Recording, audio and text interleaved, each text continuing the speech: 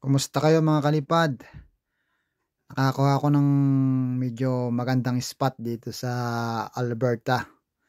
Dito ito sa Face River sa Alberta, sa town at saka dito sa park. Ayan, dito ito sa riverside ng Peace River. So ayan mga kalipad, ayun yung bridge na bago. At niron ko lang dito ang ating DJI Neo. Gumamit tayo ng 360. Ayan ang ilog nila. Malawak din. Parang ilog lang namin to sa Abra. Ayan. Inikot ko lang dito mga kalipad. Kumuha lang tayo ng konting spot. At ayan mga kalipad. Hintayin niyo yung aking vlog na mahaba. Bye!